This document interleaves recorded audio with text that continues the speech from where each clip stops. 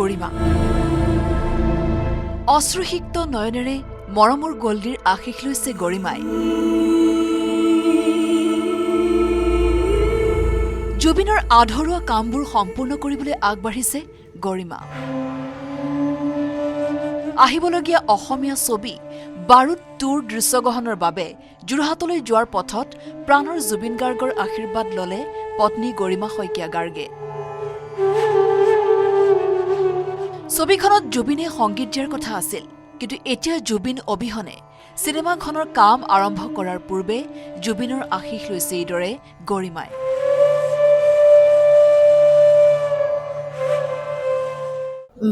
ভাইমন দাই বাৰুদ 1খন কৰিছিলে। এতিয়া বাৰুদ 2 তেওঁৰে পুত্ৰ মানস বৰুৱাৰ পৰিচালনাত আৰু জিল ক্ৰিয়েশ্যন আৰু গোয়েংকা ফিল্মছৰ বেনাৰত নিৰ্মীয়মান অৱস্থাত আছে। এতিয়া আৰম্ভ হৈছে। আমি যোৰহাটলৈ শ্বুটিং কৰিবলৈ গোটেই ইউনিটটো ওলাই আহিছোঁ। সেইকাৰণে জুবিনৰ পৰা আশীৰ্বাদ এটা লৈ ওলাইছোঁ। কাৰণ আমি একেলগে আচলতে 12 ছেপ্টেম্বৰলৈকে একেলগে আমি কথাই পাতি আছিলোঁ। চিনেমাখনৰ জুবিনে মিউজিক কৰাৰ কথা আছিলে।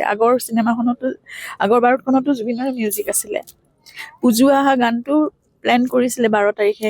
সেইবাৰ মানে জিল ক্ৰিয়েশ্যনত বহিছে ভালকৈ ডাইৰেক্টৰ গোটেই টিমটোৰ লগত একেলগে আমি কাম কৰাৰ কথা আছিলে। কিন্তু দুৰ্ভাগ্য আমাৰ যে মানে আমি নোৱাৰিলোঁ কৰিব। এতিয়া তেওঁৰ সেই পুজু আহা গানটো থাকিব।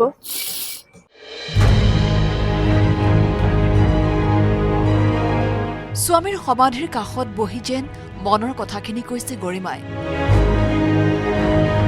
গৰিমাক কাষত পাই জুবিন ক্ষেত্ৰলৈ অহা অনুৰাগীসকলেও কাষ চাপি খবৰ লৈছে গৰিমাৰ।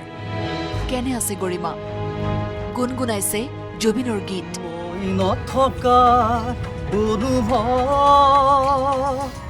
যিদিনা হ'ব তোমাৰ সিদিনা আচুলি ঘূৰিবলে পোৱা।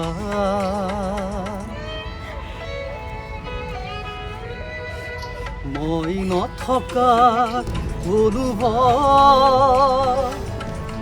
জুবিন সদায় নতুন সৃষ্টিত মগ্ন আছিল। সেয়ে এতিয়া জুবিনক হেৰুৱাৰ দুখ পাতলাই গৰিমায়ো নিজকে মনোনিৱেশ কৰিছে নতুনৰ সৃষ্টিত। তাৰ মাজতেই ন্যায় ব্যৱস্থাক লৈও আশাবাদী বুলি ক'লে গৰিমা।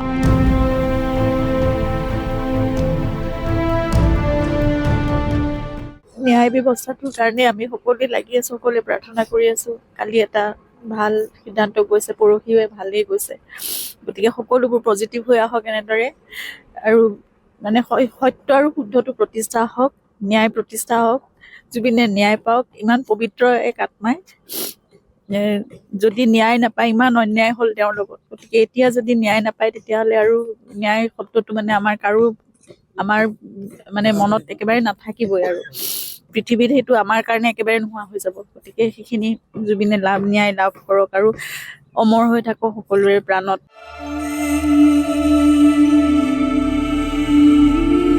যোৰাবাটৰ পৰা মৌচুম বৈশ্যৰ report, news 18 Assam north east.